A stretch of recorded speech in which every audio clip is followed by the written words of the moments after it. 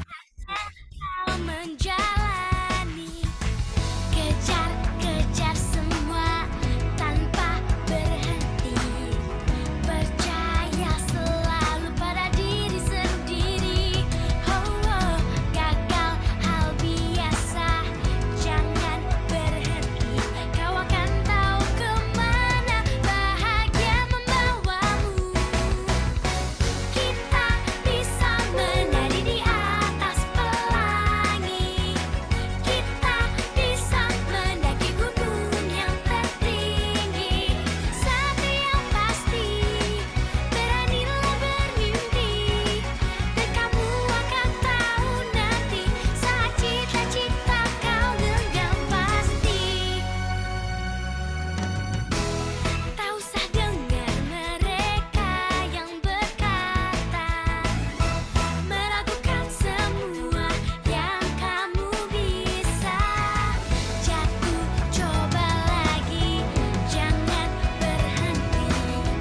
Percayalah kita akan tiba di sana. Oh, oh, jangan pernah takut untuk mencoba. Masa depan terbentang cemerlang. Kita bisa menari di atas pelangi.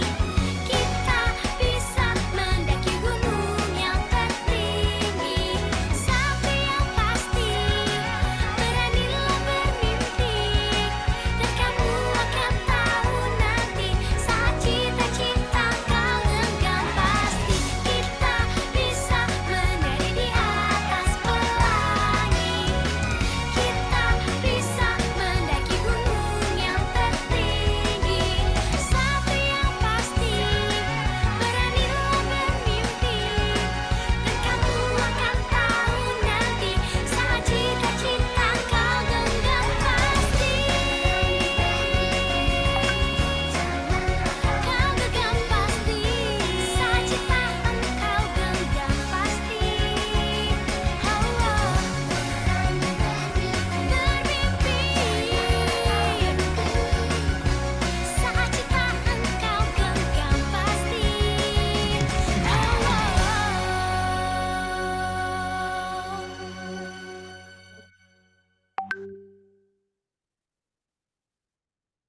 Assalamualaikum warahmatullahi wabarakatuh. Halo, selamat sore teman-teman pengusaha kuliner dan selamat datang di Ospek, obrolan santai pengusaha kuliner. Ospek kali ini adalah kolaborasi antara Pengusaha Kuliner ID dan KPP Pondok Aren. Kita akan ngobrol-ngobrol nih tentang melek digital marketing dan juga perpajakan UMKM. Jadi jangan sampai terlewat dan stay tune sampai akhir. Sebelumnya, perkenalkan dulu nama saya Lia dari Pengusaha Kuliner ID, sebuah komunitas yang bertujuan untuk mewadahi teman-teman pengusaha kuliner di seluruh Indonesia untuk bisa saling sharing, networking, mentoring, dan juga investor matching. Buat teman-teman yang mau ikutan gabung jadi member kita, bisa langsung aja ya daftar di bit.ly/daftar pengusaha kuliner, atau bisa juga langsung klik link yang ada di deskripsi WhatsApp group atau juga ada di kolom chat Zoom. Oh ya, narasumber kita hari ini ada 3 ya. Ada Mbak Tia selaku praktisi dan certified digital marketer BNSP, dan juga ada Mas Ahmad Habibullah dan juga Mbak Aida Fitriani selaku fungsional penyuluh pajak KPP Pondok Aren. Oke lah, tak perlu berlama-lama lagi, langsung aja kita panggil narasumber kita yang pertama. Ada Mbak Tia selaku praktisi dan sertifikat digital marketer BNSP. Halo Mbak Tia. Halo Mbak Lia. Apa kabar Mbak? Alhamdulillah baik. Alhamdulillah baik. Mbak, sebelumnya saya mau tanya-tanya dulu boleh nih ya? Boleh. Keren banget nih sudah tersertifikasi. Saya boleh tahu dong, kita juga pasti mau tahu banget nih, kalau menurut Mbak Tia skill apa nih yang wajib dimiliki oleh digital marketer? Skill ya, skill Ya, sebenarnya kalau misalnya untuk digital marketing sekarang udah banyak ya bertebaran di internet. Untuk beberapa skill yang wajib kita punya, yang pertama mungkin copywriting ya Mbak Lia.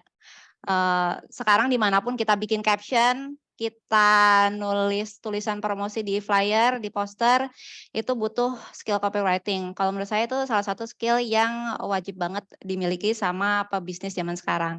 Terus yang kedua mungkin Facebook, Google, TikTok, Instagram Ads itu juga bagus ya untuk kita ngepromosiin produk kita di sosial media. Lalu yang lain, pendukung sih sebenarnya. Bisa dengan membangun landing page, bikin website, itu juga sebenarnya complementary, tapi bagus kalau misalnya teman-teman bisa, bikin juga gitu. Itu sih Mbak Oke, Lia. oke, berarti ada skill utama dan skill-skill pendukung gitu ya. Oke, Mbak Tia, untuk ngulik lebih dalam bolehlah kita langsung aja nih mau tahu nih tentang digital marketing. Oke, boleh Mbak Tia langsung share screen-nya. Oke, siap Mbak Lia. Oke, untuk teman-teman yang mau bertanya bisa langsung tulis aja ya di kolom chat, nanti akan langsung dijawab oleh Mbak Tia pada saat sesi Q&A berakhir. Oke, Mbak Tia sudah siap? Sudah ready? Udah? Silakan Mbak Tia untuk mempresentasikan materinya. Oke, halo, Assalamualaikum warahmatullahi wabarakatuh. Selamat sore teman-teman semuanya. Selamat datang di topik kita sore ini yaitu tentang digital marketing untuk UMKM. Belajar dari basic supaya jualan asik. Teman-teman yang udah join boleh dong mungkin tulis ya di kolom chat teman-teman bisnisnya apa dan sekarang lagi jualan di mana aja sih? Mungkin ada yang jualan di offline, GoFood, GrabFood, atau mungkin hanya jualan di marketplace, atau mungkin hanya terima pesan di WhatsApp, supaya nanti saya juga ngasih contohnya ketika sharing materinya juga bisa lebih relevan nih dengan kondisinya teman-teman semua. Boleh ya? Oke, sambil menunggu teman-teman nulis di kolom chat, kita perkenalan dulu ya. Nama saya Anindita Hasna, teman-teman bisa panggil saya Tia. Saat ini profesi sebagai CEO di pengusahakuliner.id dan juga entrepreneur di bidang kuliner dari sejak 2014. Lalu juga untuk perjalanan karir, saya pernah menjadi social media dan ad specialist di agency di Malishwan Mission and Mom Academy. Lalu juga di situ handle beberapa brand klien ya dan juga brand dari agensinya itu, social media dari agensinya itu sendiri. Lalu juga pernah menjadi paid media placement dari CRP Group yang membawahi beberapa brand besar seperti Warung Abnormal, Bakso Bujangan, dan lain-lain itu waktu itu saya yang pegang ads-nya ya, ngiklannya. Jadi ada online dan juga offline-nya. Dan juga saya lulusan dari School of Business Management di Institut Teknologi Bandung, waktu itu ngambil manajemen pemasaran dan juga sudah ambil sertifikasi dari BNSP di digital marketing. Buat teman-teman yang mau silaturahmi boleh mampir ke IG saya di @aninditiahasna. Kalau misalnya nanti ada yang mau ditanyain, mau sharing-sharing juga boleh banget ya DM ke situ. Oke, kita lanjut. Yang pertama, kenapa sih UMKM harus melek digital marketing? Oke, yang pertama, lebih hemat. Kenapa sih kok lebih hemat? Kalau misalnya teman-teman juga sadar ya, di sini pasti banyak angkatan lama juga ya. Ketika dulu kita mau menjangkau ratusan ribu, jutaan orang, puluhan juta orang, itu harus menggunakan media-media yang mahal seperti televisi atau billboard dan lain-lain. Nah, saat ini di era digital kita bisa menjangkau 1.000 orang nih, kita bisa menjangkau 1.000 orang buat tahu produk kita cuma dengan Rp4.000 loh teman-teman. Dan kalau misalnya konten iklannya bagus, bisa hanya dengan Rp1.000. Rp1.000 menjangkau 1.000 orang. Dan bahkan kalau misalnya pakai konten organik itu bisa gratis ya teman-teman. Jadi dengan kita memanfaatkan media digital ataupun internet, itu jatuhnya lebih hemat dibanding dengan metode konvensional. Kalau misalnya brosur kita harus print brosurnya dulu dan terbatas ya.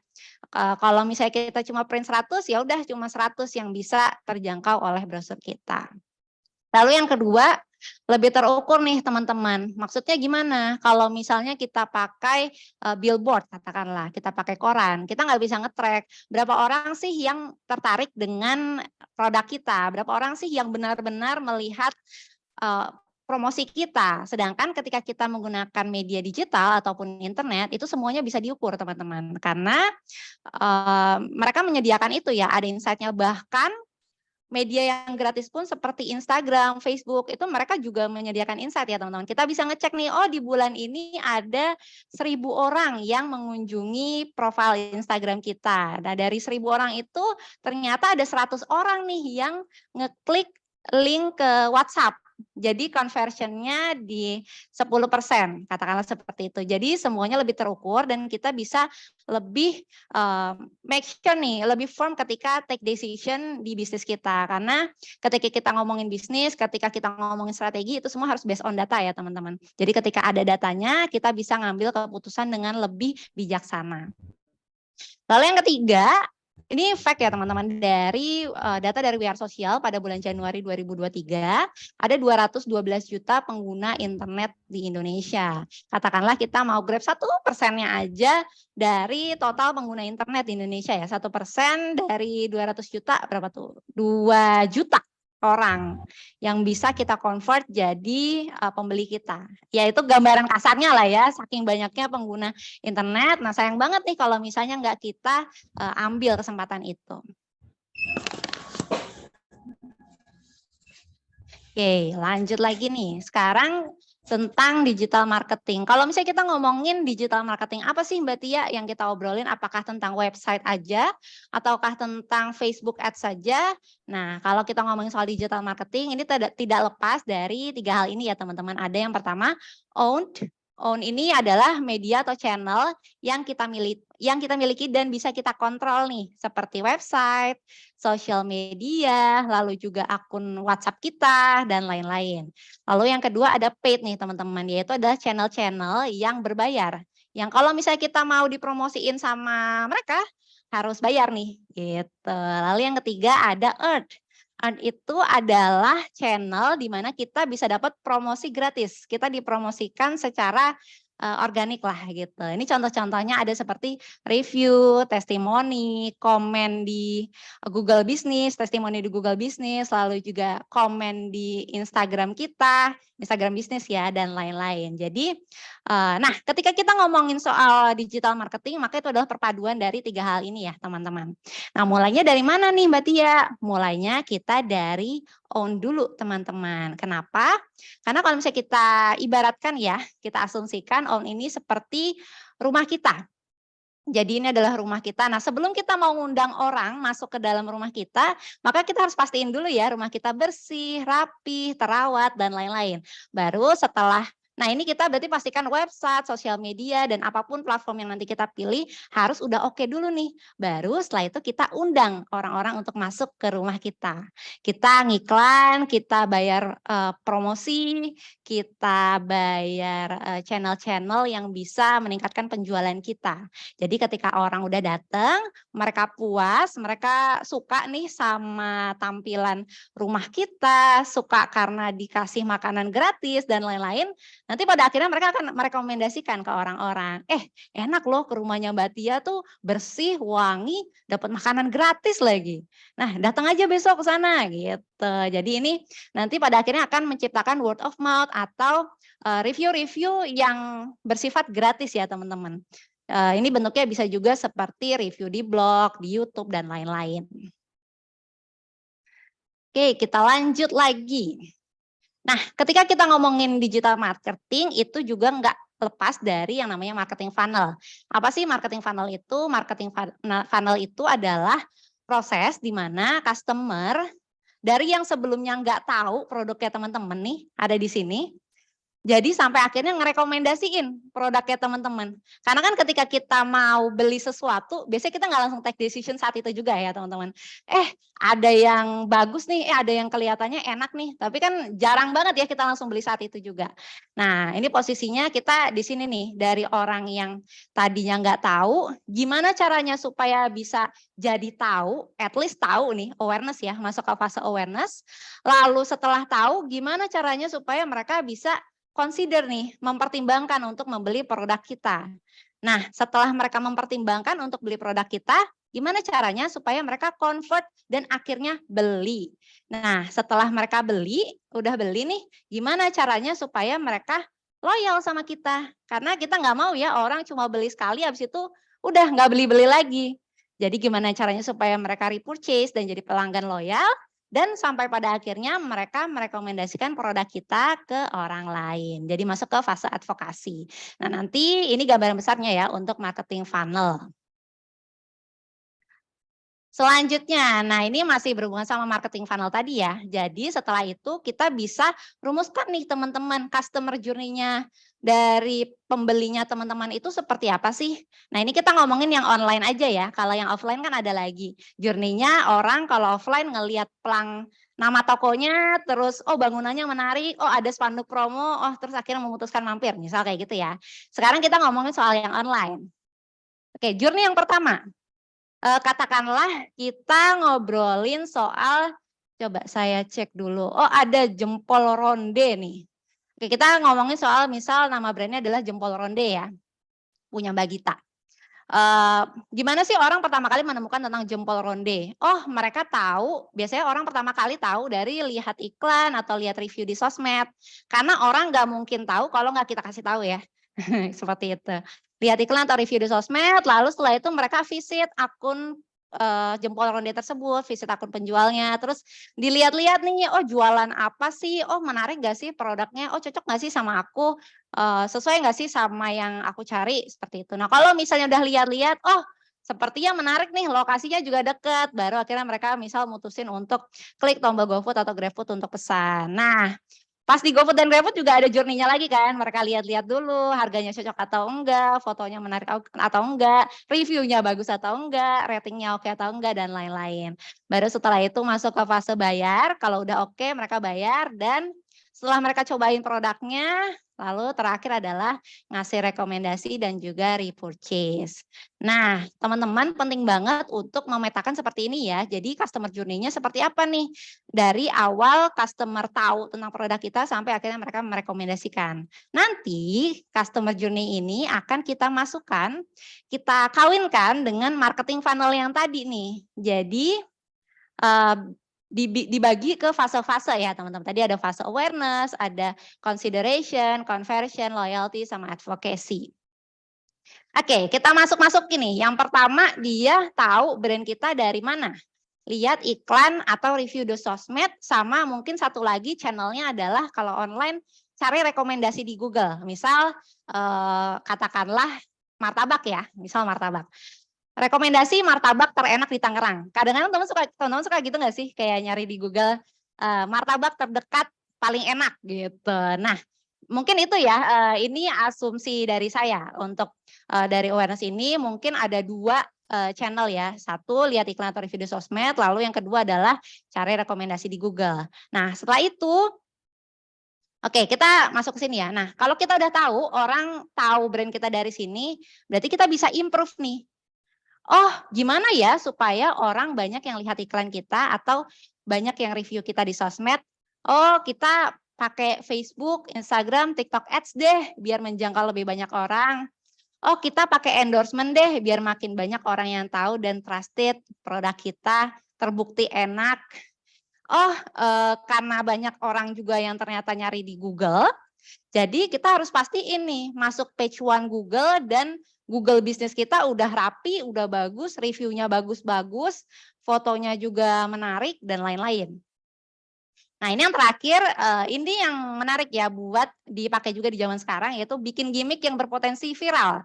Biar apa? Ya biar di-review sama orang-orang, biar masuk rekomendasi di Google, dan lain sebagainya. Nah ini contoh gimmicknya tuh, karena sekarang kalau misalnya kita cuma jualan produk, susah ya teman-teman. Kayak misal kita jualan soto Mak Haji katakanlah. Apa bedanya soto Mak Haji sama yang lain gitu. Ini saya kasih contoh yang sudah melakukan ya. Katakanlah teman-teman mungkin tahu martabak Pecenongan, itu suka banget ngendorse di influencer produk mereka yang martabak dengan topping sampai luber-luber. Kayak tsunami gitulah. Jadi martabak terus toppingnya sampai nutupin martabaknya itu sendiri kayak gitu. Nah dia bikin konten-konten seperti itu, produk itu khusus ada emang buat bikin gimmick. Oh di sana ada yang martabaknya sampai toppingnya lumer-lumer loh. Oh di sana ada yang seperti itu loh. Lalu contoh satu lagi, misal It's Sambal ya. It's Sambal dulu pernah mengkampanyekan, saya masih ingat banget, ini gimmick yang dia waktu itu pakai. Mereka mengklaim kalau mereka adalah sambal tersombong di Indonesia. Kenapa? Karena mereka berani memberikan garansi atau jaminan 100% uang kembali kalau nggak enak. Nah itu menarik ya teman-teman. Jadi bisa dibikin gimmick-gimmick seperti itu supaya viral. Oke, lanjut kita masuk ke consideration. Ketika orang udah lihat iklan kita, udah lihat, oh tahu nih tentang produk kita, lalu biasanya apa sih yang mereka lakukan? Oh, mereka masuk nih ke akun sosial media kita, oh mereka lihat-lihat GoFood atau GrabFood kita, oh mereka lihat-lihat microsite kita yang ada di link bio. Nah, seperti itu. Nah, setelah tahu, oh ini adalah tahapan orang mempertimbangkan untuk beli produk kita. Berarti apa nih yang bisa kita lakukan supaya ini improve gitu. Yang pertama, oh kita harus optimasi nih tampilan sosial media kita supaya orang ketika sudah masuk ke profile kita ya jadi beli, jangan sampai nggak jadi beli gitu.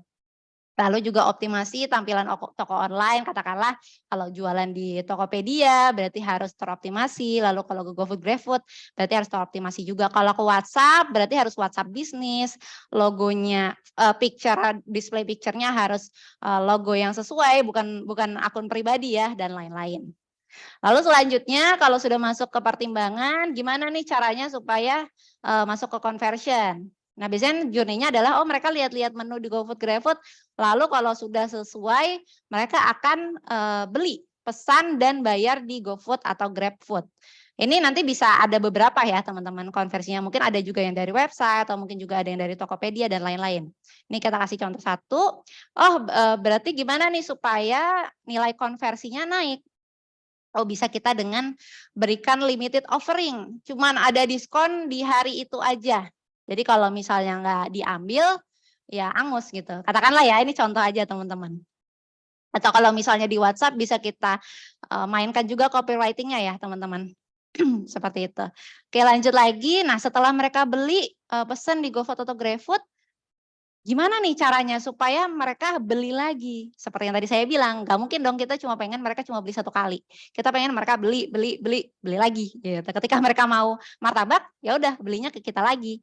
Karena orang kalau misalnya karakteristik orang Indonesia ke kuliner ya, biasanya kalau mereka udah nemu satu yang cocok, mereka males buat cobain yang lain. Seperti itu. Nah, gimana nih caranya supaya mereka repurchase? Oh, berarti yang pertama kita harus sering quality control. Karena orang kalau misalnya udah ngerasain, oh resto situ nggak enak, nggak mau nyobain lagi ke sana. Biasanya gitu nggak sih teman-teman? Kalau kuliner ya. Jadi kita harus sering quality control biar memastikan rasanya standar. Lalu yang kedua, kita bikin loyalty program. Loyalty program ini bisa macam-macam ya teman-teman. Salah satu contohnya kita bikin membership program. Jadi nanti setiap kedatangan, tiap pembelian 50.000, mereka dapat poin. Poinnya nanti bisa ditukar. Itu nanti bisa pakai aplikasi CRM ya. Di POS sekarang udah banyak ya yang punya aplikasi CRM seperti itu. Bisa nge-save nama, nomor teleponnya pelanggan. Nanti kita bisa nge-track tuh mereka beli berapa kali dan lain-lain. Atau bisa juga dengan kartu yang dicap. Kalau dapat cap 10 kali nanti dapat martabak gratis dan lain-lain. Nah, loyalty program. Jadi intinya adalah udah daripada nyobain yang lain mending balik lagi aja ke sini. Gitu. Lalu yang terakhir adalah SOP penanganan komplain. Nah, kalau misalnya di online kan rawan banget ya, suka ada komplainan, ada head comment masuk ke Google Business, masuk ke komen Instagram, masuk ke DM Instagram. Nah, gimana caranya teman-teman bisa menangani komplain tersebut supaya mereka customer yang tadinya punya pengalaman tidak enak, mereka akhirnya tetap senang dengan toko kita dan akhirnya beli lagi di kita. Gitu. Bisa dengan misal kalau ada yang komen jelek, Min saya tadi beli martabak basi di komen. Gimana sih pelayanan dan lain-lain. Mungkin bisa diarahkan, mohon maaf atas ketidaknyamanannya, ada SOP-nya, diarahkan ke DM, minta nama, alamat, nomor telepon, lalu kita kirimkan penggantinya. Seperti itu. Dan mungkin ditambahkan hadiah sebagai permintaan maaf. Itu bisa ya teman-teman. Lalu yang terakhir, advocacy. Gimana nih caranya supaya pembeli merekomendasikan produk kita ke teman dan koleganya? Ini bisa ada 2 program ya teman-teman. Yang pertama advocacy program, kita bikinin programnya supaya mereka rekomendasiin. Bisa dengan, ini salah satu contohnya, kita bikin program khusus untuk 3 orang yang mereview produk kita di Instagram feed-nya, bisa mendapatkan 300.000 per bulan. Jadi tiap bulan kita pilihin nih 3 orang yang nge-review kita paling bagus di Instagram feed-nya, nanti kita kasih 300.000 total ya. Katakanlah seperti itu. Nah, itu dibudgetin aja. Jadi nggak semua yang review kita kasih, tapi yang terbaik aja. Lalu juga bisa juga dengan great unboxing experience. Karena kalau zaman sekarang orang seneng ya buat posting-posting di Instagram Story, pesen apa, posting. Nah, ketika kita bungkus makanan kita dengan baik, packagingnya bagus, ada kartunya, kartu ucapan yang dibuat sepenuh hati dan lain-lain, itu bikin orang ke-trigger. Wih, bagus nih buat personal branding, ngemil camilan kekinian gitu. Jadi dengan unboxing experience-nya bagus, itu bisa juga meningkatkan orang untuk, oh posting deh di Instagram Story, oh rekomendasi deh ke orang kalau misalnya lagi nyari kado dan lain-lain. Nah, ini ada sedikit tips dalam membuat konten iklan ya teman-teman. Yang pertama, ketika kita mau bikin konten iklan, kita bisa riset kompetitor dulu. Katakanlah misal produk saya adalah sambal kaleng atau sambal botol ya, yang bisa dikirim ke seluruh Indonesia. Oke, kita riset. Katakanlah pemain yang besar di sambal botolan atau sambal kaleng. Sebentar, oke. Nah, kita bisa riset kompetitor teman-teman. Kalau misalnya Facebook Ads, kita bisa pakai namanya Facebook Ad Library. Nanti dicari aja di Google Facebook Ads Library, nanti muncul nih. Bisa kita cari kompetitor siapa yang mau kita cari. Nah, kebetulan tadi udah saya cari, takut internetnya Lola ya. Oh, It's Sambal, dia lagi posting iklan bentuknya seperti ini. Oh, tone warnanya kayak gini loh. Oh, bentuk iklannya seperti ini loh. Oh, ada yang image, ada yang kolase, ada yang video-video. Nah, ini teman-teman bisa cek ya nanti bentuknya seperti apa untuk bikin konten dari produknya teman-teman. Nah, nanti bisa kita klik.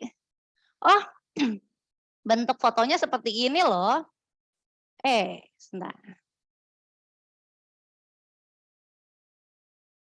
Oh, dia benar-benar fokus ke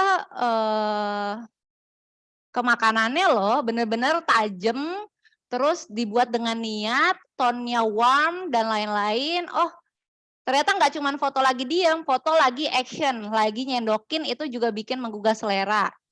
Katakanlah ya, ini nggak semua bisa di ATM, tapi bisa disesuaikan.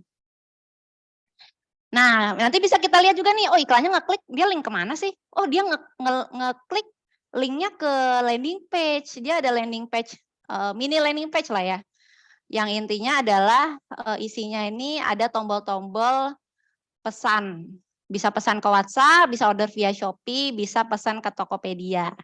Jadi orang bisa milih mereka punya aplikasi apa di HP, nah mereka pilih yang itu. Kalau saya juga pakai landing page kalau untuk iklan.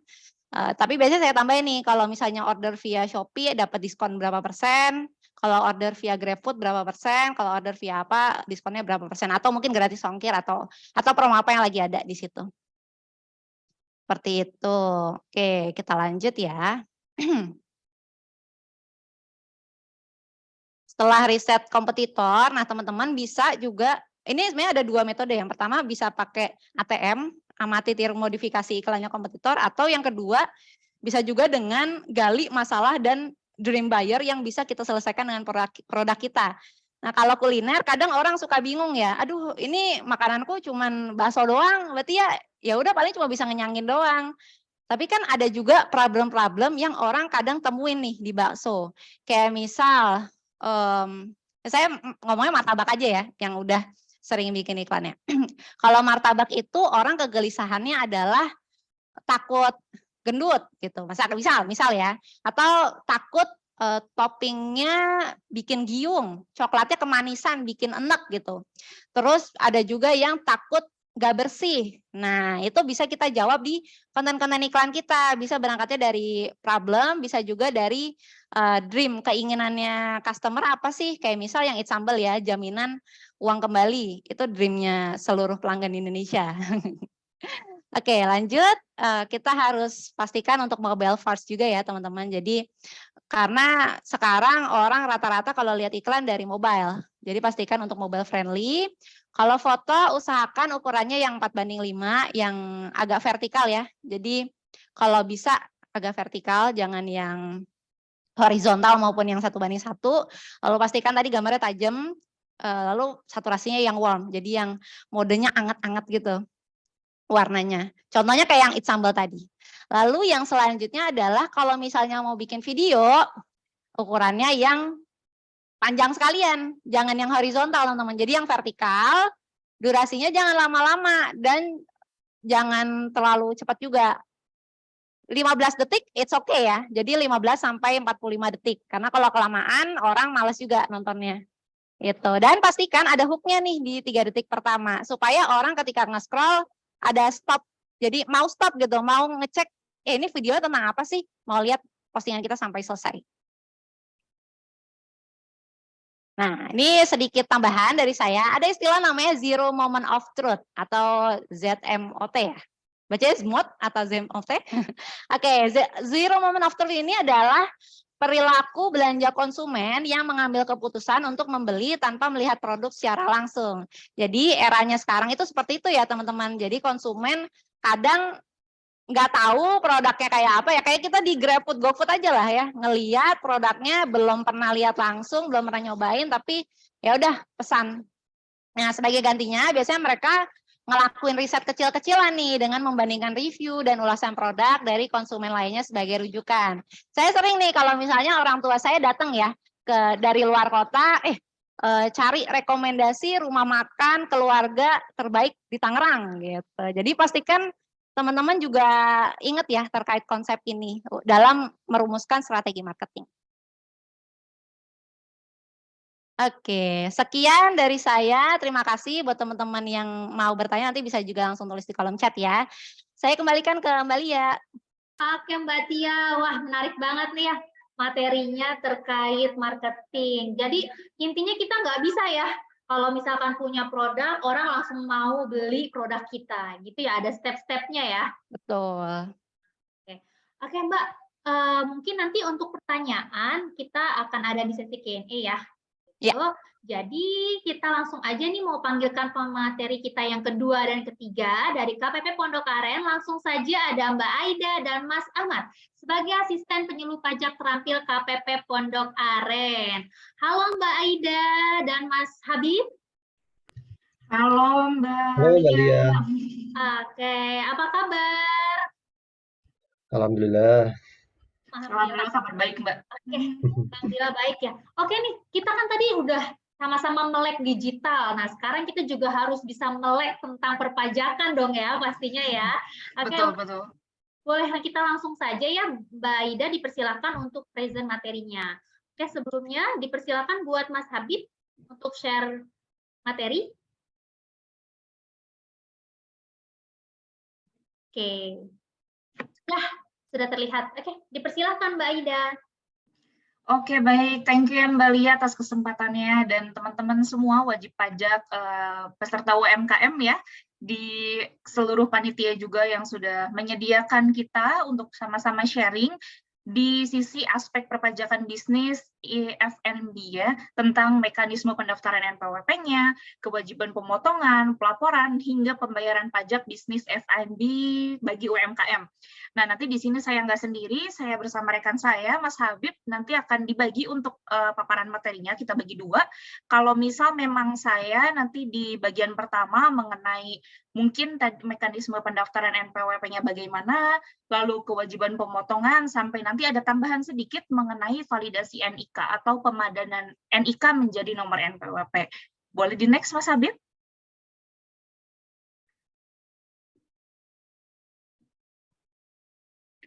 Nah, ini mengenai tarif khusus ya untuk pajak penghasilan bagi UMKM. Jika memang sebelumnya, nanti akan saya bahas lebih lanjut. Kalau misal sebelumnya ini berarti untuk pajak penghasilan bagi UMKM ini sudah diatur dalam peraturan pemerintah atau PP nomor 55 tahun 2022 tentang penyesuaian pengaturan di bidang pajak penghasilan. Jadi untuk UMKM sendiri tarif pajaknya itu sudah disesuaikan. Boleh di next lagi Mas Habib? Nah, untuk kontribusi kepada Bapak dan Ibu sekalian yang memang sudah sampai saat ini membayar pajak, kami sangat turut berterima kasih atas pembayaran pajaknya karena sudah ikut berkontribusi melalui pembayaran pajak untuk pembangunan negeri ini. Nah, dari kemana aja nih uang 1 juta pajak kita yang memang mungkin Bapak dan Ibu selama ini sudah bayarkan, yang memang sudah memiliki NPWP dan sudah membayar pajak sampai dengan saat ini, itu mungkin di sini pembagiannya atau kontribusinya itu ada untuk ke perumahan dan fasilitas umum. Jika mungkin Bapak dan Ibu sekalian selama ini mendapatkan rumah subsidi ya, mungkin ada di fasilitasi, dan di situ ada kurang lebih 14.400 jumlahnya, lalu ditransfer ke daerah sekitar 300 ribuan untuk pelayanan umum, keagamaan, pendidikan dengan nominalnya yang sudah tertera, sudah sesuai, untuk kesehatan juga, untuk perlindungan lingkungan hidup, ketertiban dan keamanan, untuk pembangunan ekonomi, pertahanan hingga ke pariwisata. Jadi kalau misal memang Bapak dan Ibu selama ini sudah membayar pajak, kemana aja nih kurang lebih 1 juta uang pajak kita sudah dikontribusikannya kemana aja, sudah ada di layar seperti ini untuk kontribusinya. Ya, next Mas Habib. Ya, nah untuk perhitungan PPh bagi UMKM sebelum Januari 2022 kemarin bagi wajib pajak orang pribadi ya di sini. Tadi kan ada peraturan lagi yang terbaru ya, yang PP 55 tahun 2022. Nah, ini sebelumnya untuk tata cara perhitungannya, itu penghasilan bruto atau omset berapapun dikalikan dengan tarif 0,5%. Nah, kalau yang sekarang sudah diperbaharui lagi di PP nomor 55 tahun 2022 tadi, boleh di next? Kalau ini perhitungan sebelum Januari 2022. Nah, kalau untuk yang sekarang, karena ada insentif di bawah bebas pajak ya, di bawah sampai dengan 500 juta, itu tidak dikenai pajak UMKM yang sebesar 0,5%. Jadi karena ada insentif. Kalau misal yang memang 0,5% tarifnya ini, itu secara umum sudah diberlakukan sebelum Januari 2022 kemarin. Kalau yang sekarang itu sudah diperbaharui di PP nomor 55 tahun 2022 bahwa ada insentif mengenai pajak UMKM, yaitu di mana sampai dengan 500 juta untuk penghasilan brutonya atau peredaran brutonya itu dibebaskan. Jadi misal mungkin Bapak dan Ibu atau teman-teman sekalian yang masih newbie di dunia UMKM atau perusahaan ini ya, kalau misal memang dalam sebulan untuk peredaran usahanya ini kurang lebih peredaran brutonya mungkin per bulan nih cuma 5 juta. Kalau yang dulu sebelum ada PP 55 ini ya, kalau misal sebelum yang Januari sampai dengan Januari 2022 kemarin, kan tarifnya langsung ditarik lurus ya, langsung 0,5%. Nah, 0,5% langsung dikalikan dengan 5 juta. Itu kan kurang lebih 25.000. Tapi karena sekarang PP 55 tahun 2022 ini karena ada insentif, itu dibebaskan sampai dengan 500 juta. Jadi jika memang Bapak dan Ibu sekalian untuk peredaran brutonya mungkin masih 5 juta dalam per bulan, jika dikalkulasikan dalam 1 tahun kan kurang lebih 60 juta, itu masih dibebaskan. Jadi tidak dikenakan tarif yang 0,5%, begitu Bapak dan Ibu. Mungkin next.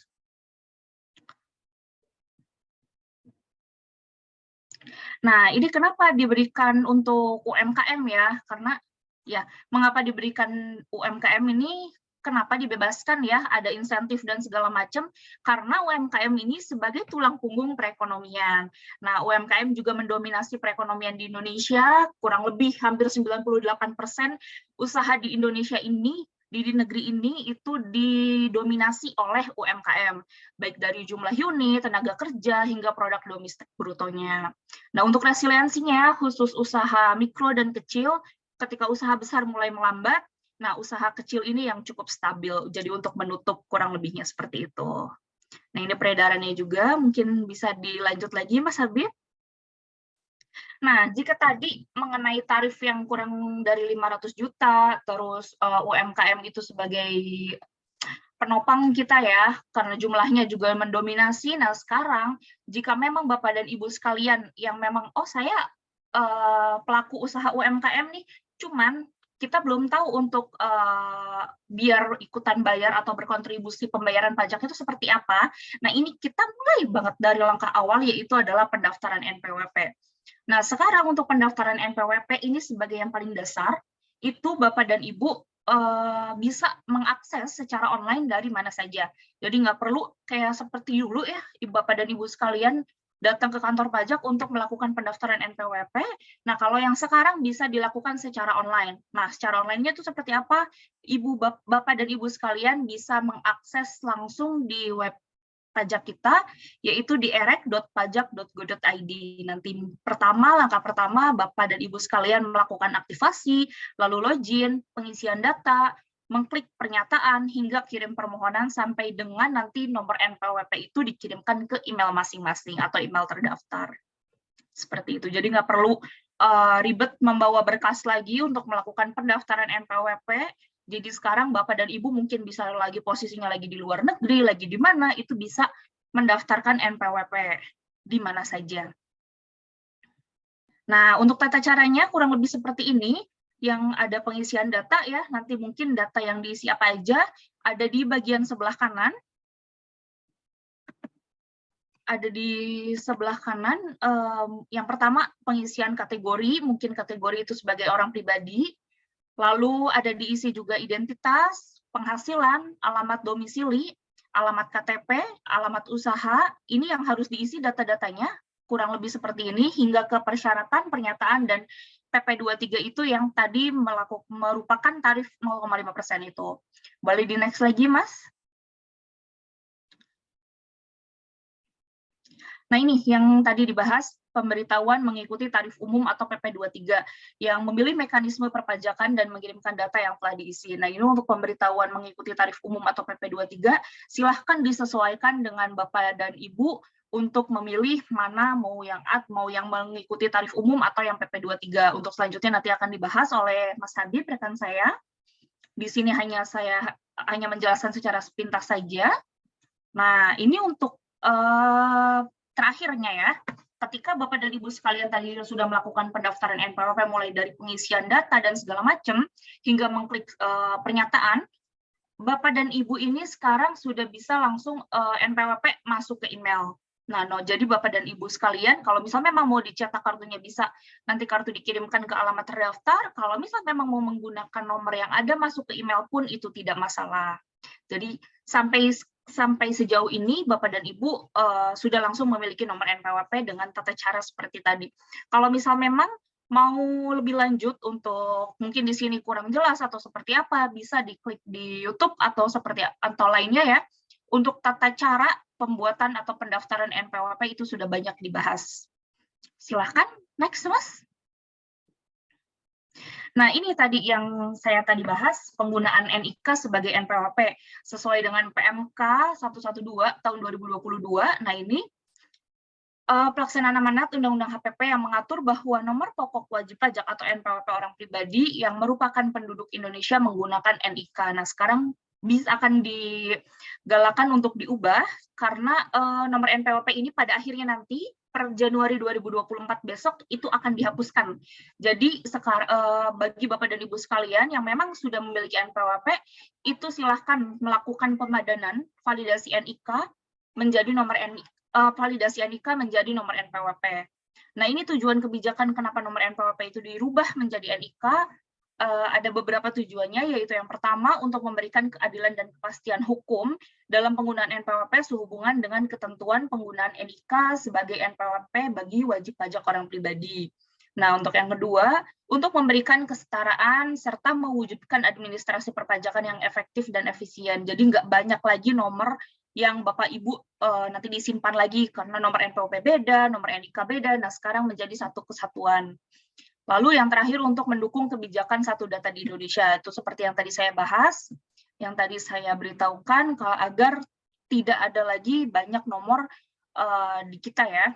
Nah, ini perubahan format NPWP-nya, NPWP orang pribadi menjadi NIK, lalu untuk NPWP badan atau instansi pemerintah, itu tetap 16 digit angka.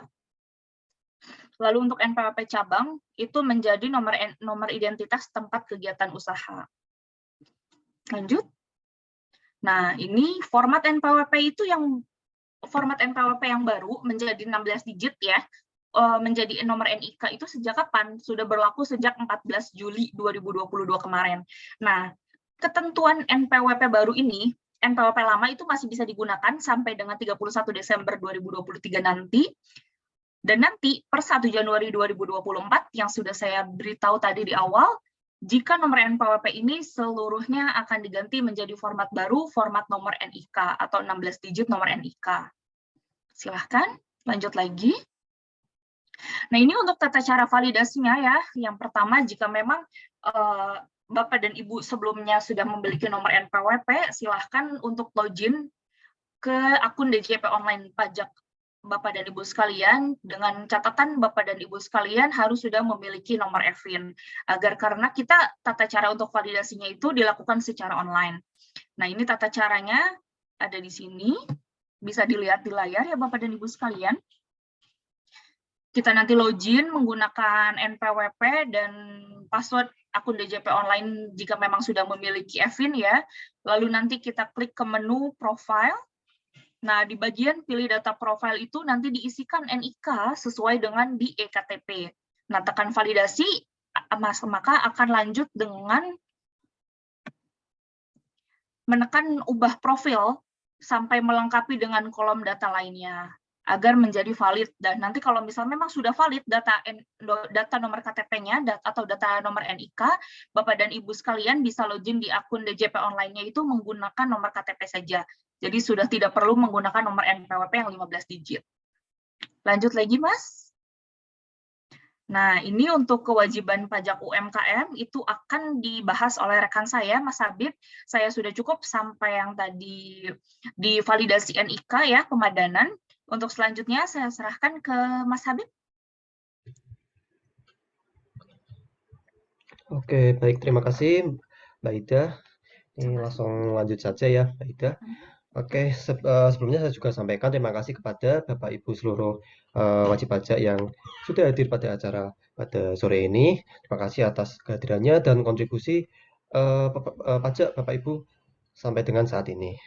Baik, jadi pada kesempatan kali ini saya akan membahas tentang kewajiban perpajakan, yaitu baik pemotongan, pemungutan, dan atau pajak yang dibayar sendiri. Jadi nanti saya akan membahas beberapa jenis pajak, mungkin agak sedikit banyak, cuman nanti saya sampaikan juga bahwa jenis pajak yang saya bahas nanti tidak semuanya Bapak Ibu bayar maupun laporkan. Jadi hanya pajak tertentu saja, karena pengenaan pajak itu nanti tergantung dari subjek pajaknya, yaitu subjek pajaknya apakah itu orang pribadi ataupun badan, nanti akan sedikit berbeda. Dan juga dilihat juga dari jenis transaksi dan jenis usahanya untuk jenis pajaknya. Nanti akan saya sampaikan.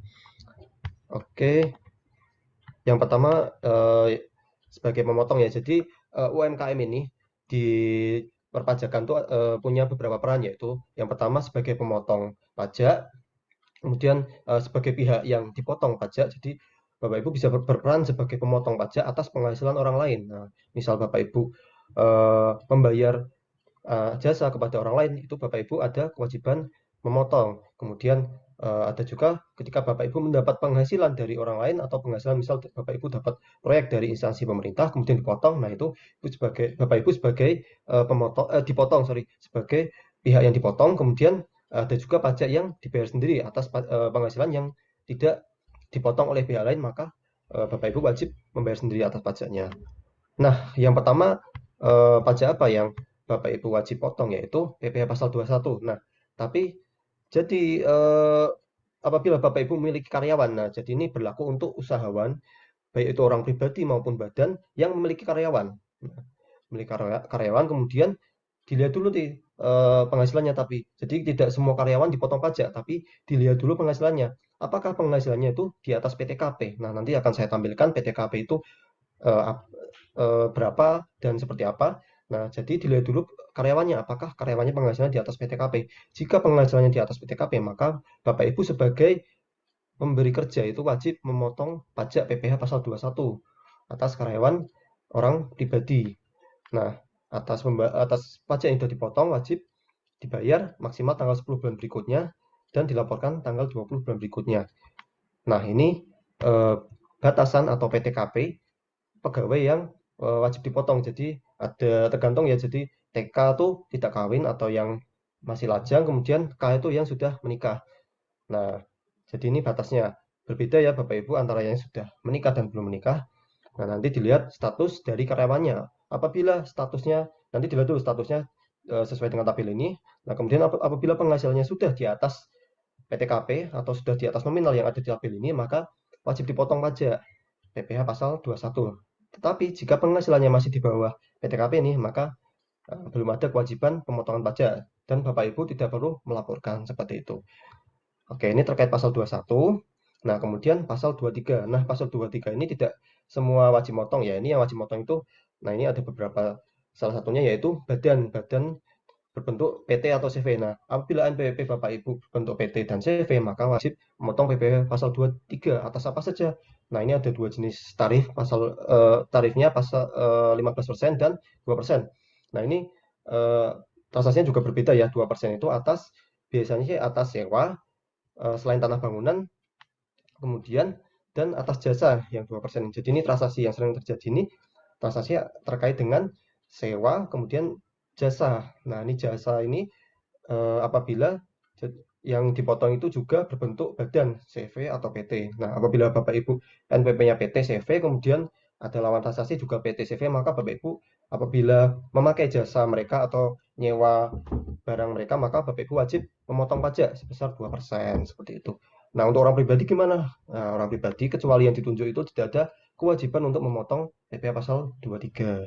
Jadi seperti yang tadi saya sampaikan, tidak semua wajib pajak ada kewajiban untuk memotong pajak. Oke, yang selanjutnya yaitu PPh final 4 ayat 2. Nah, ini ada beberapa jenis transaksi, yaitu salah satunya sewa tanah bangunan, kemudian jasa konstruksi, hadiah undian, dan sebagainya. Nah, ini untuk pemotongnya sama ya. Jadi apabila Bapak Ibu NPP-nya itu orang pribadi nih, nah maka itu tidak perlu atau tidak ada kewajiban untuk memotong, kecuali ada penunjukan dari kantor pajak. Nah, yang wajib siapa? Yaitu badan. Badan kalau ada transaksi dengan pihak lain, kemudian mereka membayar dari badannya itu membayar atas penghasilannya, nah itu wajib dipotong sebelum dibayarkan kepada lawan transaksi. Nah, ini tarifnya ada beberapa tarif sesuai dengan jenis transaksinya. Oke, ini terkait pasal 4 ayat 2, kemudian terkait dengan PPN. Nah, ini ada perlakuan spesial untuk bisnis F&B atau bisnis makanan dan minuman. Nah, jadi kalau ketentuan umumnya itu wajib pajak yang omsetnya sudah melebihi 4,8 miliar, maka wajib mendaftarkan diri untuk dikukuhkan sebagai PKP atau pengusaha kena pajak. Nah, fungsi pengusaha kena pajak itu apa? Yaitu pengusaha kena pajak yang setiap dia melakukan penjualan barang, maka wajib memungut PPN atau mengenakan PPN kepada customer-nya, seperti itu. Nah, tapi ada ketentuan khusus untuk usahawan F&B. Jadi sesuai dengan PMK 70 tahun 2022, khusus untuk penyajian makanan. Yang pertama itu di hotel, kemudian di restoran, warung, atau sejenisnya, kemudian atas jasa catering, tidak dikenakan PPN selama memenuhi ketentuan di PMK 70 tahun 2022. Nah, kemudian ada ketentuan lagi, yang penting itu yaitu karena atas penyerahan itu sudah dikenakan pajak daerah. Jadi apabila Bapak Ibu yang omsetnya ini tergantung dari daerah ya, daerah mana kan, misal daerah tertentu itu misal omset 20 juta dalam sebulan sudah wajib memungut pajak restoran, maka Bapak Ibu sudah tidak perlu memungut PPN atas setiap penjualan, seperti itu, karena sudah dikenakan pajak daerah. Nah, apabila omsetnya sudah 4,8 miliar, kemudian bagaimana? Maka ya ketentuannya balik lagi ke pengecualian ini, jadi tidak perlu mendaftarkan diri sebagai PKP karena atas penjualannya sudah dipungut pajak daerah, seperti itu.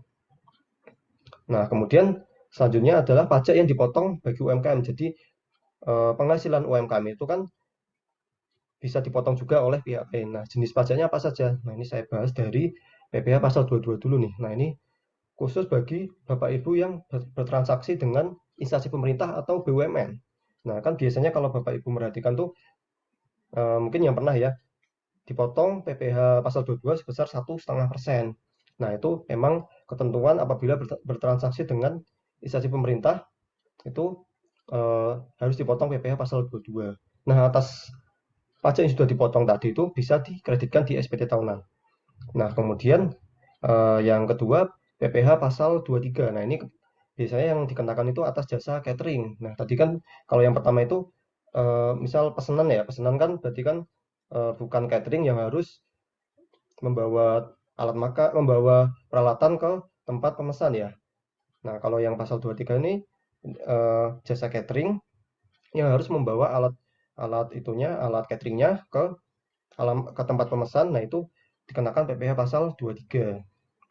Nah, kemudian saya bahas dulu yang PPh pasal 21. Nah, kalau yang PPh pasal 23 ini atas penghasilan yang diterima oleh badan usaha yang berbentuk CV atau PT atau lainnya. Nah, kalau PPh pasal 21, jadi atas jasa catering atau jasa boga yang diterima oleh orang pribadi, itu kenanya pasal 21, bukan pasal 23. Jadi yang dilihat subjek pajaknya apakah badan atau orang pribadi.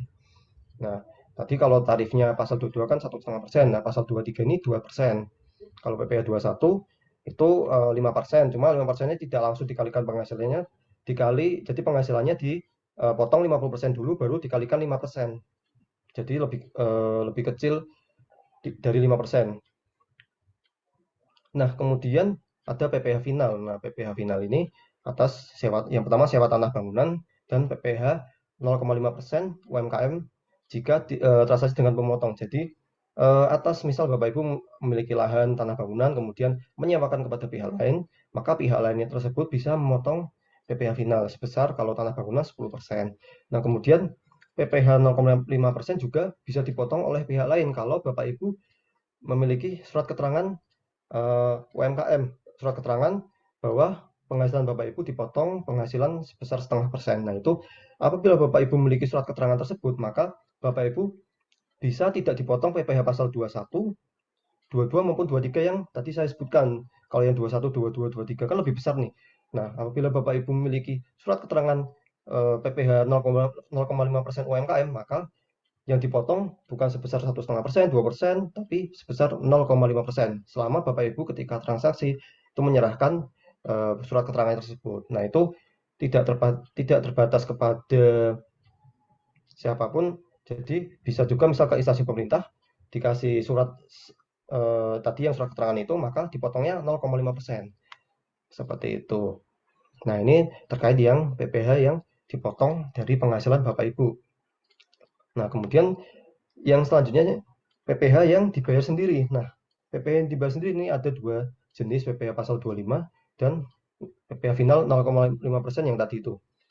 Nah, PPh pasal 25 ini jadi tidak semua wajib pajak wajib membayar PPh pasal 25 ya. Jadi ketika Bapak Ibu mendaftar itu kan ada pilihannya.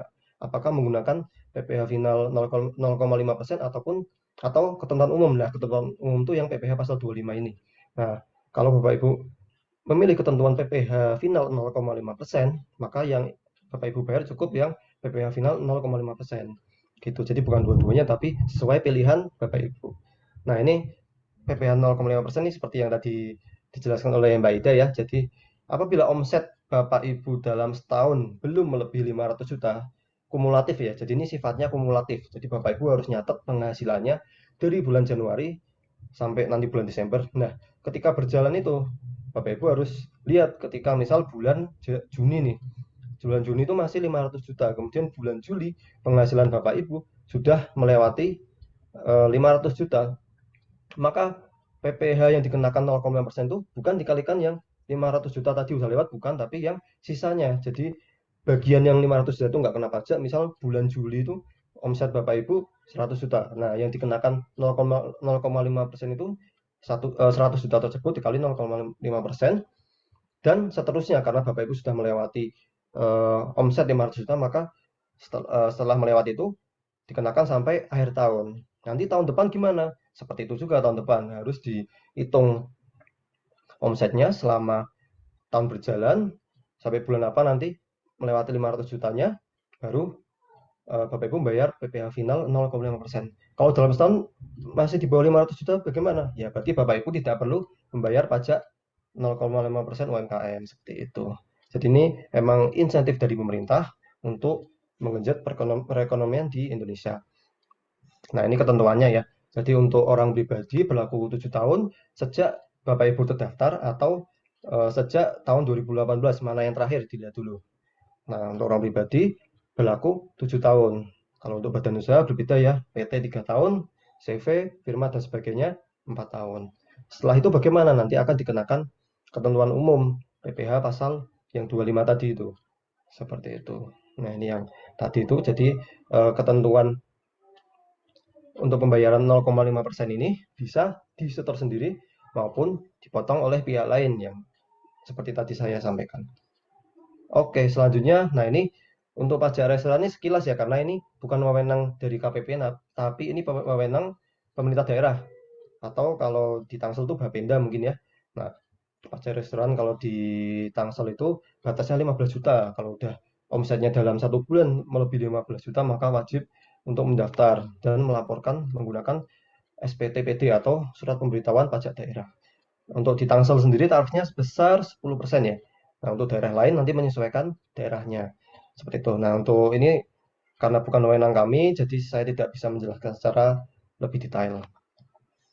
Oke, selanjutnya tadi kan sudah dibahas tentang pemotongan, kemudian kewajiban perpajakannya.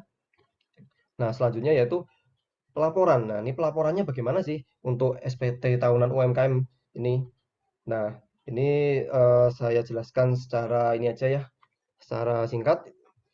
Jadi kalau Bapak Ibu sudah punya nomor EVIN, sudah punya akun DJP online, silahkan langsung ke website www.pajak.go.id. Nah, nanti di kanan atas ada login, silahkan login. Nah, ini kalau misal Bapak Ibu udah punya EVIN tapi belum registrasi, silahkan registrasi. Kalau udah pernah registrasi dulu, langsung aja masukin passwordnya. Nah, setelah itu langsung masuk ke halaman informasi. Nah, langsung ke menu tab lapor. Nah, di tab lapor ada dua pilihan.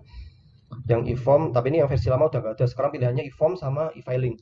Nah, Bapak Ibu silahkan pilih e-form. Pilih e-form, kemudian apabila belum memiliki aplikasi Adobe Acrobat Reader, silahkan diinstal dulu. Tapi kalau udah memiliki, tidak perlu install lagi. Oke, ini apakah Anda menjalankan usaha pekerjaan atau pekerjaan bebas, silahkan pilih iya. Oke, pilih tahun pajaknya. Setelah itu, klik kirim permintaannya di bawah. Oke, ini yang bagian pertama yaitu terkait dengan harta, silahkan diisi harta Bapak Ibu yang miliki, bisa apa aja lah, rumah, motor, mobil. Jadi ini harta ini cuma buat pelaporan aja, bukan dipajakin. Oke, kemudian nah ini contohnya untuk pengisian harta. Oke, kemudian setelah mengisi harta, mengisi utang, kalau ada, kalau nggak ada kosongin saja. Anggota keluarga yang ditanggung siapa aja, silahkan diisi. Oke, nah ini pengisian yang tadi itu, yang PPh 0,5% UMKM, dimasukkan di lampiran 3. Oh ya, ini untuk pelaporannya ini, pelaporan untuk orang pribadi ya, untuk pelaporan badan sedikit berbeda. Kalau pelaporan badan yang Bapak Ibu siapkan, yang paling utama yaitu laporan keuangan. Silakan membuat laporan keuangan dulu dan peredaran bruto atau penghasilan kotor selama setahun, tapi dirinci per bulan. Oke, lanjut. Nah, ini ada di lampiran 3 di nomor 16. Itu ada penghasilan lain yang dikenakan final. Silakan pilih PP 46 atau PP 23 nih, aturan lamanya PP 23. Silakan centang. Nah, setelah dicentang nanti di atasnya ada pilihan untuk mengisi rinciannya. Nah, ini silakan diisi rinciannya. Nah, ini contohnya. Nah, jadi ini yang diisi seperti ketentuan tadi ya. Jadi untuk mendapat insentif yang 500 juta tadi, Bapak Ibu tidak perlu mengajukan apa-apa selama Bapak Ibu masih terdaftar sebagai wajib pajak UMKM. Kalau untuk orang pribadi harusnya masih berlaku ya. Misal dia terdaftar sebelum tahun 2018, berarti hitungannya dari tahun 2018 tambah 7 tahun, berarti sampai tahun pajak 2024 itu masih menggunakan PP UMKM dan mendapatkan insentif 500 juta tadi. Jadi selama penghasilan masih di bawah 500 juta maka belum dikenakan pajak. Nanti di sini akan menyesuaikan. Oke, selanjutnya ini kalau ada pemotongan yang tadi PPh pasal 21, 22, 23 ini dimasukkan di lampiran 2. Oke, lanjut. Oke, ini bagi kalau untuk pekerjaan bebas ya, bukan untuk usahawan. Langsung saya skip saja. Oke, ini langsung setelah diisi semua, balik ke induk ya, balik ke induk. Oke, langsung silakan diisi tanggalnya. Diisi tanggal, kemudian di kanan atas tadi kan ada tulisan submit ya. Nah, silakan pilih submit.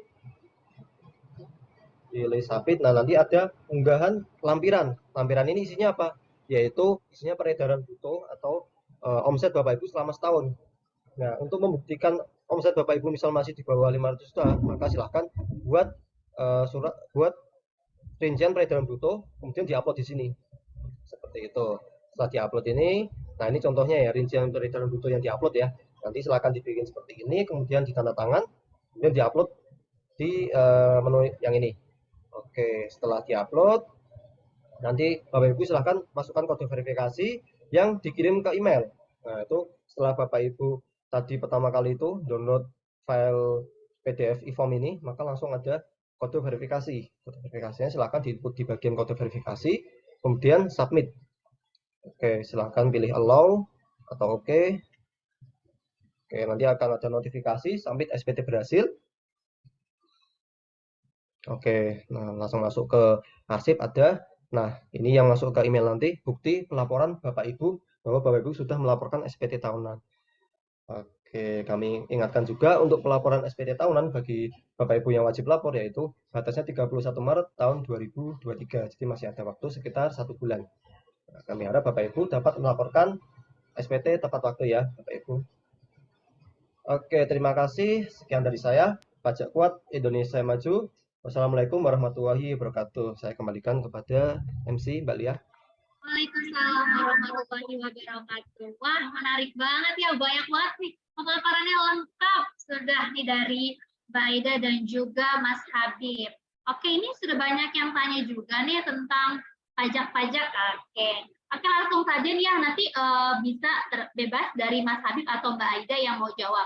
Ini untuk pertanyaan pertama dari Mas Malik. Ya, sepertinya sini ada 2 Mas Malik ya.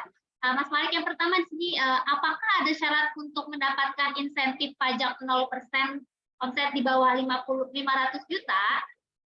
Atau langsung nanti dapat aja gitu? Atau harus ada prosedur pendaftarannya dulu nih? Oke, mungkin Mbak Lia, aku izin menjawab untuk pertanyaan dari Mas siapa tadi? Mas Malik ya? Oke. Nah, seperti tadi yang mungkin udah dibahas, udah dijelaskan oleh Mas Habib, kalau misal untuk mendapatkan syaratnya ya, untuk mendapatkan yang tarif yang di bawah 500 juta itu tidak ada ketentuan apapun dan tidak perlu mengajukan apapun, karena itu sudah otomatis tadi sampai kurang lebih 7 tahun ya, harusnya masih berlaku sampai 2024 gitu. Oh gitu. Oke, ini nyambung nih. Nyambung dari pertanyaannya Mas Hendriawan. Berarti yang omsetnya di bawah 500 juta tidak bayar pajak ya? Berarti UMKM yang masih newbie hanya perlu melaporkan, mempermudah kami ya yang masih kecil. Terima kasih gitu. Ya, betul sekali. Betul sekali. Selama omsetnya masih di bawah 500 juta, maka tidak ada kewajiban pembayaran pajak untuk khusus UMKM ya, khusus UMKM ini. Tapi Dan itu untuk orang pribadi ya? Ya, dan orang pribadi. Oke, tapi tetap yang pribadi tetap harus lapor tiap tahun. Tetap wajib untuk pelaporan. Oke, dari sip. Nanti tadi dari Mas Hendriawan udah benar ya. Oke, kita lanjut nih dari ada selanjutnya dari Mas Hendriawan yang dibayarkan untuk pajak berarti dilihat juga berapa persen omset kita ya gitu. Oke, saya ulang lagi. Dari Mas Hendriawan, yang dibayarkan untuk pajak berarti dilihat juga berapa omset kita ya? Ya, betul sekali. Pokoknya jadi Bapak Ibu silahkan membuat catatan nih. Jadi membuat catatan selama tahun berjalan itu omsetnya berapa sih gitu.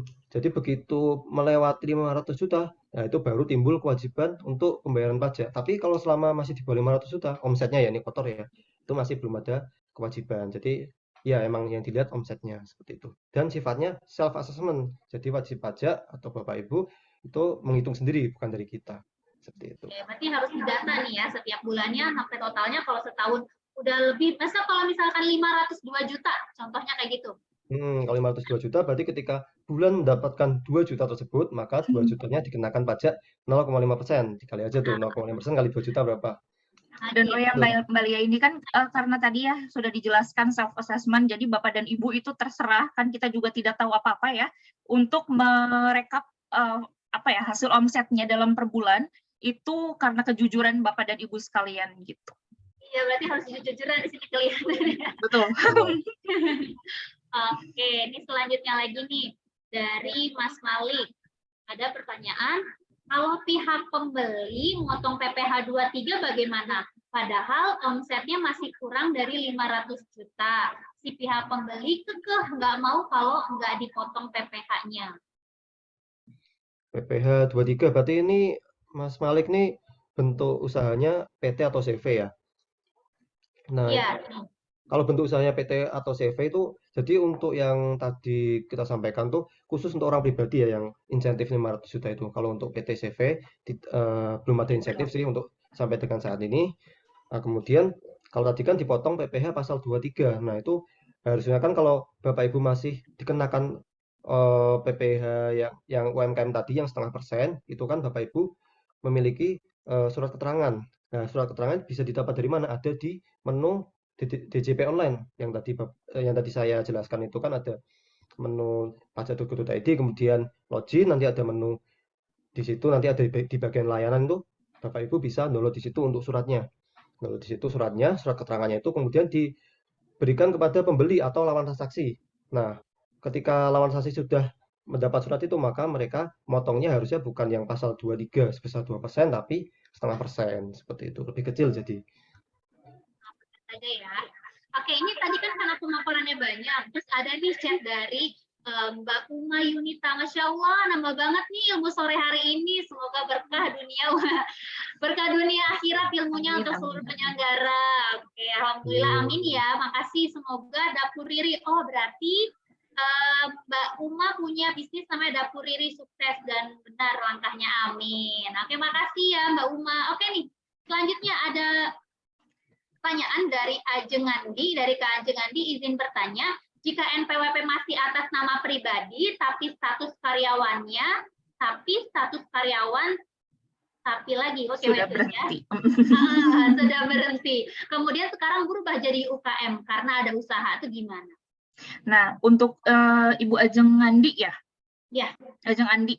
Nah, itu kalau misal memang status di NPWP-nya masih karyawan itu tidak masalah. Kalau misal memang sudah berubah menjadi UKM ya atau usaha, itu silahkan disesuaikan saja untuk pelaporan. Jadi untuk status di NPWP itu tidak dipermasalahkan, Ibu. Oke, berarti tidak dipermasalahkan ya. Nah, di sini tuh ada yang tanya dari Mas Heru. Mantap banget nih, bisa siapa ya kalau masih bingung? Tenang aja, nanti akan ada CTA yang dikirimkan langsung dari admin ya, ada admin kami lewat grup maupun juga lewat chat. Oke, masih ada pertanyaan lagi nih Mas, Mbak, dari Kak Lazuardi. Jika PTP pajaknya berapa ya Pak? Apakah tourism bisa masuk dalam klaster PTP juga? PTP, maksudnya apa ya PTP? PTP itu PKP perseroan mungkin ya, Mas Habib. PKP kali ya? PKP kali ya? PT Oh, PT perorangan. perorangan. Oh, PT perorangan.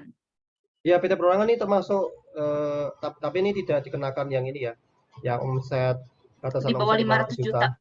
Jadi tadi khusus untuk yang WP-nya orang pribadi. Jadi kalau PT orang pribadi itu walaupun judulnya orang pribadi, tapi dia bentuknya sudah dianggapnya badan. Jadi tidak mendapat insentif yang 500 juta ini.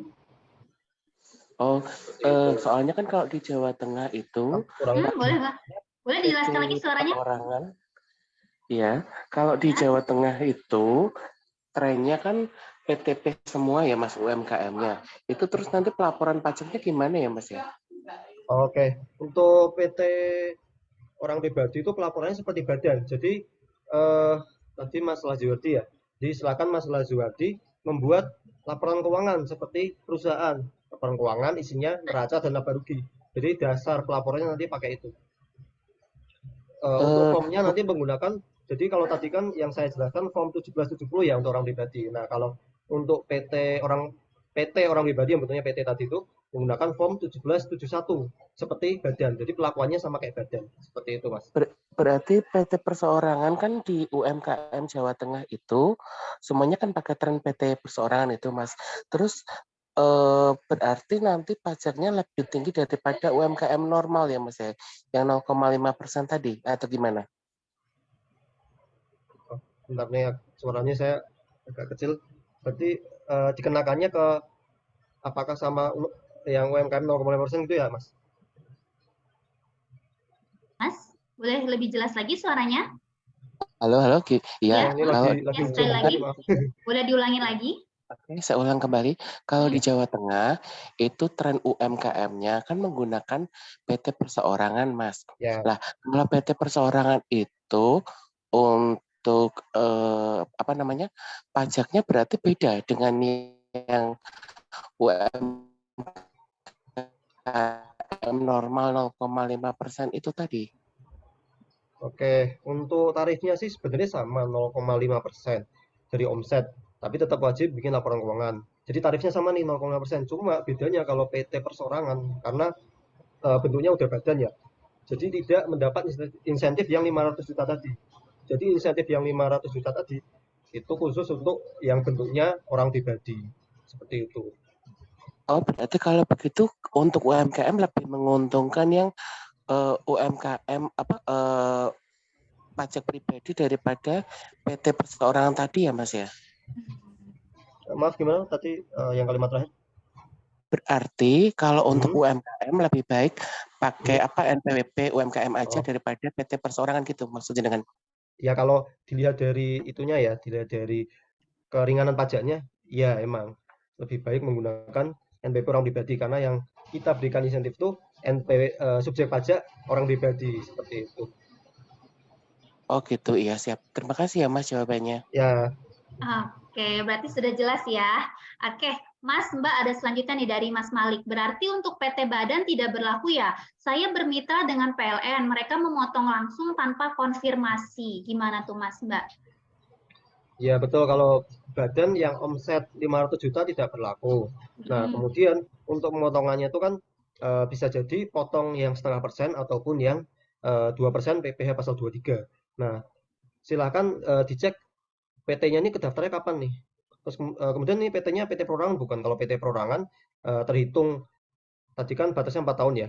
Kalau untuk PT perorangan, nah itu terhitungnya dari tahun 2022. Tapi kalau ini bukan PT perorangan, itu sesuai tanggal terdaftarnya itu berlakunya selama 3 tahun. Untuk yang tarif 0,5% ini berlakunya selama 3 tahun sejak tanggal terdaftarnya. Nanti silahkan dicek.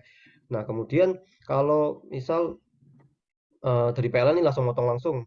Nah, ini harusnya sebelum misal ini masih ini ya omset ya yang tadi 0,5% masih berlaku ya.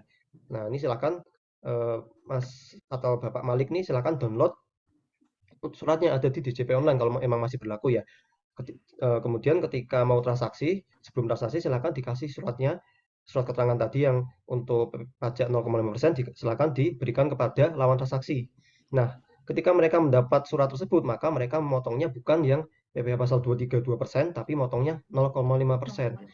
Seperti itu. Jadi silakan dicek apakah tarif 0,5% di PT Pak Malik ini masih berlaku atau tidak, seperti itu. Oke, sudah jelas ya. Ada tambahan lagi dari Mbak Ida? Sudah cukup. Oke, cukup. Ini masih ada lanjutan lagi dari Mas Malik. Sepertinya kertil banget nih Mas Malik nih. Ada lagi saya nih. mau nambahin juga nih, Mbak. Boleh. Nah, jadi terkait dengan tarif ini, mungkin bagi beberapa wajib pajak mungkin dianggap tidak adil karena yang dilihat dari omsetnya. Jadi omsetnya berapapun, mau rugi atau untung, tetap kena pajak 0,5%. Ya, kalau dilihat dari sudut pandang seperti itu emang iya. Makanya ini kita juga memberi pilihan kepada wajib pajak. Jadi pada wajib pajak ketika mendaftar itu kan memilih nih menggunakan tarif yang 0,5% atau tarif umum. Kalau tarif umum yang dilihat netonya. Jadi apabila rugi maka tidak dikenakan pajak. Tapi kalau misal Bapak Ibu sudah terlanjur milih menggunakan tarif UMKM, maka bisa dirubah. Jadi nanti ada perubahannya di DJP online di menu layanan. Nah, nanti di situ bisa memilih menggunakan tarif umum. Nanti setelah Bapak Ibu memberitahukan itu, nanti tahun depan tarifnya udah berubah menggunakan tarif umum seperti itu. Jadi lanjut. sesuai itu. Ya. Oke. Berarti terjawab sudah ya hasil diskusi yang ada di chat Zoom ini ya. Berarti kita bisa mengubah nih ya kalau misalkan nanti mau diubah ke umum gitu. Oke, berarti sudah jelas ya Mas Alfian dan lain-lain yang masih bingung nih, kok ini nggak adil omsetnya. Oke, masih lanjut lagi dengan Mas Malik. Suara saya terdengar jelas? Terdengar jelas. Oke. Dari Mas Malik, kalau peredaran usahanya ada potongan PPh atas jasa, selain itu kami juga ada peredaran usaha atas barang. Cara pelaporannya bagaimana ya? PT Badan baru berdiri 2021.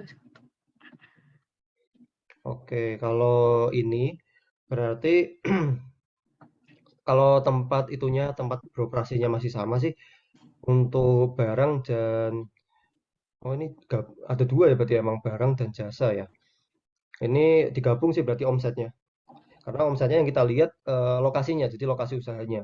Terus kemudian kalau emang masih menggunakan tarif UMKM, ya emang masih semuanya masih bisa dikenakan UMKM, jadi digabung untuk omsetnya seperti itu. Nah ini badan baru berdiri tahun 2021, NPP-nya baru kedaftar tahun 2021, berarti masih bisa menggunakan tarif UMKM. Nah untuk menghindari pemotongan yang lebih besar dari lawan transaksi, silahkan tunjukkan surat keterangan PPh 0,5% yang bisa di-download di DJP Online tadi, seperti itu. Oke, Mas Malik, mungkin ada pertanyaan lagi atau sudah jelas? Bisa loh open mic. Atau open mic aja biar lebih jelas. Mas Malik, ada lagi yang mau ditanyakan? Masih bingung atau sudah jelas? Nanti materinya juga bisa di-share ya, Mbak. Silakan Sudah. di-share nanti. Oke, siap. Nanti kita akan share di... Ya, boleh? Mas, itu kan kalau apa namanya kan saya kemarin ikut pelatihan ya untuk Ya. perpajakan. Katanya untuk NIK itu kan terintegrasi ke CIF yang ada di rekening perbankan. Nah, itu nanti kalau untuk pelaporan perpajakan dari rekening ya yang kita punyai itu nanti masuknya gimana ya Mas? Berarti ke perpajakan yang kita punya NPWP itu atau nanti ada perpajakan khusus yang dari perbankan yang termutasi dari cash flow rekening bank yang kita punya, misalkan satu orang punya lebih dari 3 rekening, itu nanti perpajakannya seperti apa Mas? Oke, jadi karena sistem kita self assessment, maka dari bank tidak bisa langsung memutasi untuk pajaknya. Jadi semuanya berdasarkan hitungan wajib pajak. Jadi untuk terintegrasi sistem NIK tadi tidak untuk bagi wajib pajak tersendiri sih tidak terlalu berpengaruh ya Mas. Jadi nanti itu ngaruhnya cuma ke dari kita aja mungkin bisa lebih pengawasannya lebih bisa luas pengawasan, tapi untuk dari sisi wajib pajaknya tidak ada pengaruh yang signifikan, jadi tetap masih sama untuk itunya, perhitungan omsetnya, pembayarannya masih sama. Oke, berarti itu nanti pelaporan pajaknya tetap yang di NPWP pribadi ya, bukan yang PTP atau ke UMKM itu tadi ya? Kalau pelaporannya kita juga tidak lihat rekeningnya atas nama siapa, pokoknya itu ketika transaksi menggunakan NPWP pribadi atau badannya aja, pokoknya gitu aja, silahkan pilah sendiri. Gitu. Oke, soalnya saya kemarin ikut pelatihan sesuaikan itu berarti ya. Jadi bingung gitu. Nah, berarti kalau Iya. saya punya NPWP pribadi dengan rekening terus dan UMKM, berarti nanti saya pelaporannya 3 itu gitu berarti ya, atau kita hanya 2 aja yang NPWP pribadi dengan NPWP usaha kita aja ya Mas ya? Iya, 2 aja itu. Oke. Terus kemudian Ya, itu ada terima kasih pertanyaan lagi Mas. ya Mas, yang potongan itu ya, yang terkait potongannya itu benar tidak hangus ya, potongan yang pasal 23 ini, walaupun Bapak Ibu menggunakan tarif UMKM, kemudian tapi dipotong PPh pasal 23 2%, itu nggak hangus, nanti silakan dimasukkan di SPT tahunan, di bagian kredit pajak, nanti bisa jadi semacam, nanti bisa kalau di ini kan istilahnya tax return ya, atau pengembalian pajak, nanti bisa dikembalikan untuk kelebihan pemotongannya seperti itu. Oh gitu, ya siap.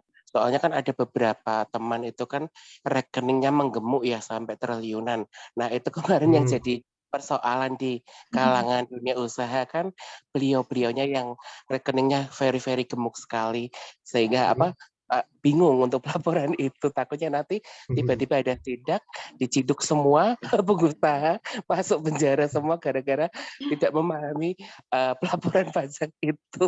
Di HIPMI kemarin kan disampaikan dengan itu di Apindo juga, makanya saya juga bingung ketika ada itu, wah nanti saya kalau nggak lapor tiba-tiba saya diciduk masuk ke penjara lagi gitu kan. Gitu. Terima kasih ya Mas. Selama penghasilannya sudah dilaporkan sih harusnya nggak masalah. Penghasilannya sudah dilaporkan, jadi potong pajak nggak masalah. Oke, siap. Terima kasih infonya Mas. Ya, Wah, Mas Lazardi, makasih banget lah udah kertil pengen tahu banget nih ya jawaban dari Mas Habib dan juga Mbak Aida. Alhamdulillah nih sudah terjawab ya. Nah, di sini tadi dari Mas Malik ternyata masih ada nih pertanyaan. Jika pembelian via marketplace Jika pembelian via marketplace kan tidak mendapatkan faktur pajak masukan, sedangkan untuk peredaran usaha atau pajak keluaran dari invoice yang kita keluarkan mengacu DPP. Untuk perlakuannya bagaimana ya? Karena berpengaruh sama SPT tahunan. Sebentar, saya baca dulu. Atau mungkin gini ya Mbak Lia, kalau misal memang bagi Bapak dan Ibu sekalian pertanyaannya udah mengarah lebih jauh, itu mungkin bisa kontak kami melalui WhatsApp yang sudah tadi diberikan juga ya kayaknya di kolom chat. Karena ini kan di sini lingkupnya terbatas ya waktunya. Oke, ya. Kalau misal untuk lebih jelasnya lagi ya, gitu. Betul. Oke, masih ada satu pertanyaan lagi nih dari Mbak Ajeng Andi. Apakah bisa dirubah otomatis status dari karyawan ke UKM di aplikasi DJP online? Kan formnya berbeda. Jadi untuk Ibu atau Bapak ya Ajeng Andi, itu untuk perubahan status KLU ya, dari yang tadinya karyawan menjadi pengusaha ya, atau bisa di sini UKM ya, itu bisa dirubah melalui akun DJP online-nya Ibu atau Bapak Ajeng Andi sendiri. Bisa dirubah langsung. Jadi nanti untuk pelaporannya itu menggunakan SPT 1770 atau yang e-form gitu. Kalau yang sebelumnya kan jika memang yang karyawan itu menggunakannya 1770S, ketika sekarang sudah berubah menjadi pengusaha ya, itu menggunakannya yang 1770 atau e-form gitu. Oke, cukup sudah ya untuk pertanyaan pajak. Nanti kalau misalkan teman-teman nih pengen tahu lebih lanjut terkait perpajakan bisnisnya masing-masing, bisa langsung klik link CTA yang dikirimkan oleh admin. Oke, saya mau lanjut nih, ada pertanyaan untuk Mbak Tia. Halo Mbak Tia, ada 3 pertanyaan nih untuk Mbak Tia. Pertanyaan pertama dari Kak Hera. Gimana caranya olah database yang efektif supaya customer tertarik dan bisa jadi pelanggan setia buat produk kita? Oke, kalau di saya sih biasanya yang penting ya buat kita tanyakan, biasanya gini, ketika ada yang beli ke toko kita tawarkan, "Mbak mau jadi member sekalian nggak? Nanti bisa dapat benefit ABCDE loh, kalau misalnya bisa mengumpulkan poin atau sudah pembelian keberapa, itu nanti bisa dapat benefit apa," kita jelaskan benefitnya, lalu kita minta data-datanya. Biasanya sih yang wajib adalah nama, nomor telepon, dan juga email. Kenapa? Ya, karena kalau untuk nomor WhatsApp, ya of course nanti bisa kita WhatsApp blast ketika ada promo, ketika tanggal-tanggal gajian, ketika dia ulang tahun, bisa kita ucapkan ulang tahun. Lalu juga email, kenapa email penting? Walaupun ya mungkin teman-teman, waduh WhatsApp aja udah kewalahan, apalagi harus ngurusin email marketing. Nah, email ini juga penting, nanti bisa kita pakai untuk di Facebook Ads ya, jadi namanya retargeting atau remarketing. Atau kita bisa juga menjangkau orang-orang yang mempunyai karakteristik seperti database kita ini gitu, karena kita punya datanya, jadi kita suruh Facebook untuk tolong cariin dong orang-orang yang punya karakteristik seperti orang-orang ini, karena kita ada datanya, seperti itu. Oke, mantap. Intinya kita harus punya email dan juga nomor HP ya. Oke, pertanyaan selanjutnya dari Kak Fitra. Kak Tia, aku kan masih awam banget soal digital marketing. Bisa tahu apa kelemahannya dan strategi cara mengatasinya?